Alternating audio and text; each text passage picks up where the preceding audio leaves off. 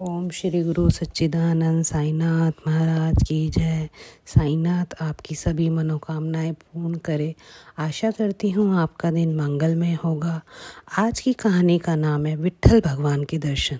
दासगणु साईं बाबा का परम भक्त था। वह एक सिपाही था और उस क्षेत्र के खूंखार डकैत खन्ना भील को पकड़ने का काम सौंपा गया था, मगर वह खन्ना भील को पकड़ने की बजाय खुद उसके चंगुल में फंस गया।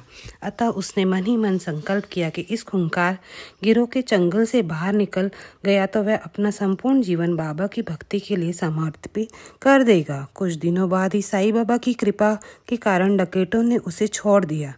इस प्रकार डकैतों के गिरोह से छूटने के कुछ दिनों बाद दासगणु ने पुलिस की नौकरी छोड़ दी और बाबा के नाम की भक्ति में लीन हो गए। बाबा का यह कहना था कि वे अपने भक्तों को अपने प्राणों की तरह प्यार करते हैं और उन्हें भक्त भी उतना ही प्यार करते हैं। वे अपने भक्तों से उसी प्रकार प्यार करते हैं जिस प्रकार एक माँ अपने बच्चों से करती है। जैसा एक बच्चा अपनी माँ के बिना नहीं रह सकता, वैसे ही मेरे भक्त मेरे बिना नहीं रह सकते। यह भी सिद्ध हो चुका था कि अगर बाबा बाहर जंगल में कुछ देर के लिए घूमने जाते और लौटने में देर हो जाती तो उनके सभी भक्त परेशान हो उठते थे, उन्हें ढूंढने के लिए जंगल की ओर निकल पड़ते थे। दासगणु भी बाबा का परम भक्त बन गया। अतः वह अनेक संदेश को चारों ओर फैलाने के लिए साईं बाबा का एक बड़ा सा चित्र लेकर निकल पड़ा।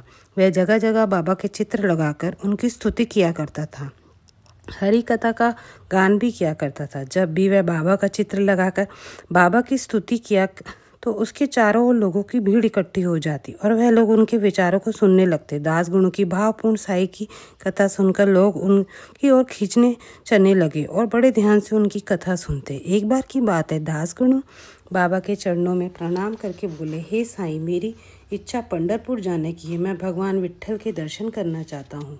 बाबा ने मुस्कुराते हुए कहा, दासगणु, अगर तुम भगवान विट्ठल के दर्शन करना चाहते हो तो पंढरपुर जाने की क्या आवश्यकता है?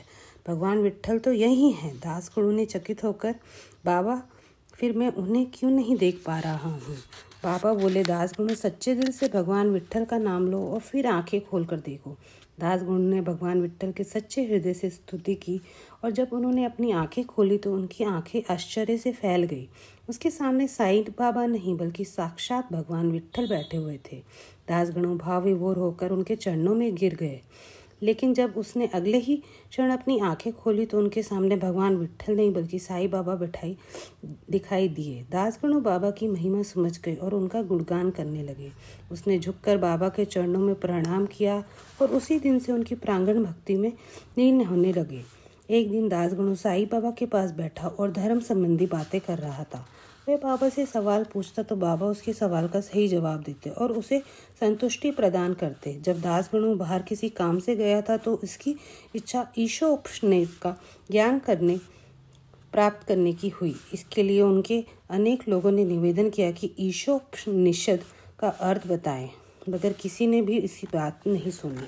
अपनी इसी इच्छा की तृप्ति के लिए वह साईं बाबा के पास आया और बोला, बाबा, मेरी इच्छा ईशोपनिषद का ज्ञान प्राप्त करने की है। इसके लिए मैंने अनेक लोगों से निवेदन किया पर किसी ने भी मेरी शंका का समाधान नहीं किया। अतः अब मैं आपके पास आया हूँ और मुझे आप पर पूर्ण विश्वास है, आप मेरी इस शंका का समाधान कर देंगे। बाबा ने मुस्कुराते हुए कहा, दासगणु, अगर तुम्हारी इच्छा ईशोपनिषद का ज्ञान प्राप्त करने की है तो तुम विले पार्ले में काका साहेब दीक्षित के घर जाओ।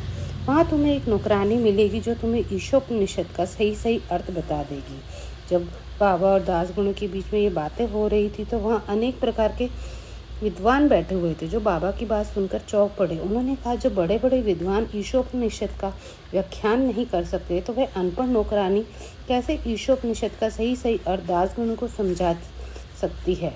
दासगणु को बाबा पर पूर्ण विश्वास था और उसमें उनकी गहरी आस्था थी।